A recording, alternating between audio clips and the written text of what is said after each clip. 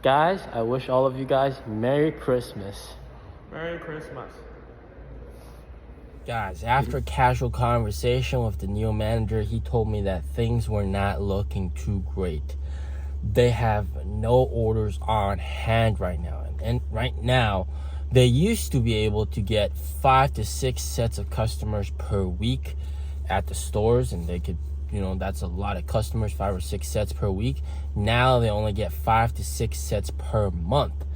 Now, the NIO sales rep, the lovely lady that helped us with the ES7 test drive, she also said that she barely was able to make rent last month, and she jokingly said, "Mr. P, do you need an assistant?" Like, what? An assistant? so I was that really shocked me quite a bit. I asked them if NIO still gives them a lot of pressure to make sales even despite this tough situation, and they said of course NIO still gives them pressure, but inherently the pressure comes from not being able to earn money. All right, so they said, if you don't sell cars, we don't get any money, and that really affects their standard of living. So they got to make sales. So right now, every single customer they see, it's like they're not letting them go. They're trying to just trying to convince them as best they can. So that's something that's very, very tough and stressful. And luckily for the NIO manager, he has actually made top 5 sales reps in Beijing for this whole entire year. So that's pretty amazing. Top 5, man. So he's not too stressed. He knows the situation is tough, but he's had good ups and downs, and this is part of the downs, so he's not too worried about it. But the other sales reps that aren't that successful, yeah, they are pretty concerned with their salaries. Congrats to the NIO manager, man, making top 5 in Beijing. That's pretty impressive. That just shows how powerful and how good of a sales rep he is, man. Well, it's gotten so intense, and so the customers are so scarce that one of the sales reps, which I personally know her, she has really good English. She took one of the customers, she was at the Shine Hills NIO store, so different NIO store, test drove, and they actually just drove the customers. There was a couple, very young couple, all the way to the store that I was at, the service center store, and introducing them to the car there as well. So can you imagine, hopping from store to store with a customer to introduce the car? And just that's a very, very time intensive effort, and it clearly shows how hard they're working to get these orders in. So man, kudos to her, kudos to people that do have those orders, kudos to those sales reps that are working their butts off for every single order to hopefully convert them. So that's very nice. That was very, very impressive to see. So right now, clearly the amount of people entering stores has decreased due to COVID, and I think really NIO should shift their online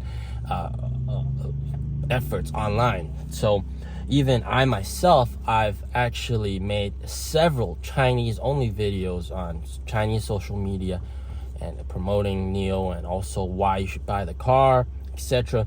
And actually that has paid off, and people have actually scanned the QR code and actually placed the deposit, and some of them are ordering the ET5s slated for delivery in February. So that is something that NIO really should be doing. They should be shifting their efforts online.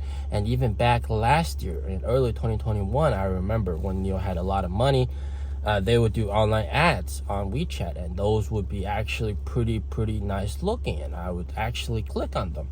So there's no shame in going the online route, knowing that the stores aren't going to see that many customers. So that's what I think they should really be focusing on.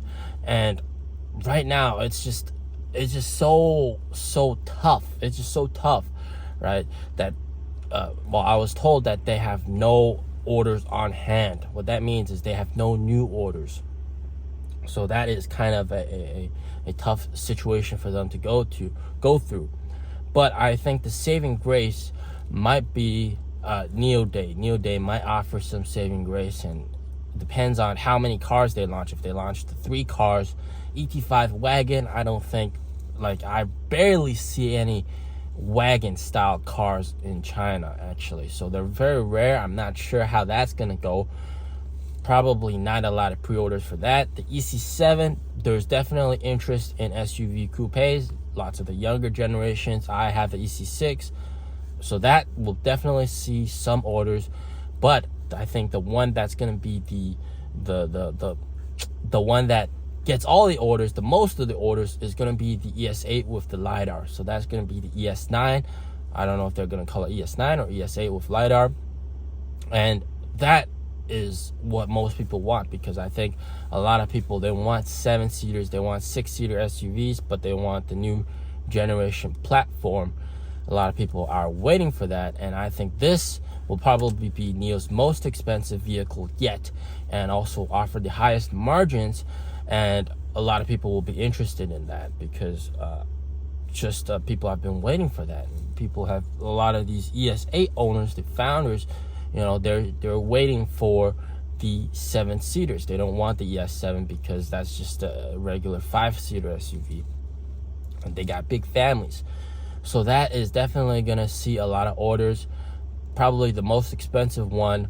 And we're gonna see we're gonna see a lot of pre-orders on NIO Day. That's definitely what we're gonna see. Like, people are always hyped up in NIO Day. They pre-order and then they cancel. Sometimes they cancel, sometimes they just do the pre-order to get the ranking, and then they sell the ranking. So for example, if I got the first pre-order, then that means, you know, my order is going to be the first in line to get delivered, right? So I can sell that to someone else who pre-ordered later, so that they can get their car first. So that's what some people do, and I think it's unethical, but whatever, man. I mean, it's good to have all this interest in NIO, so that's very nice. So clearly NIO should shift their efforts online. It's not working offline. People aren't going to stores. People are still scared. I have a quick question for you guys. You know, for me, it's been like 10 days since I first got COVID. Right? I got it last Monday, and now it's Thursday of the week after. So it's like 10 days, but I still have coughing. So my question is for you guys: if you guys been through COVID, do you still experience coughing on the 10th day, or is this gonna be chronic coughing? Like, am I gonna be coughing forever, or is this just some shit with the shitty vaccine that we got here in China? And also in NIO stores, all the people that recover from COVID, they're still coughing as well. So yeah, I hope you guys can help me out with that one little question. Is this coughing chronic? Yeah. All right. So that's going to be it for this video. Stay safe, stay healthy. Peace out.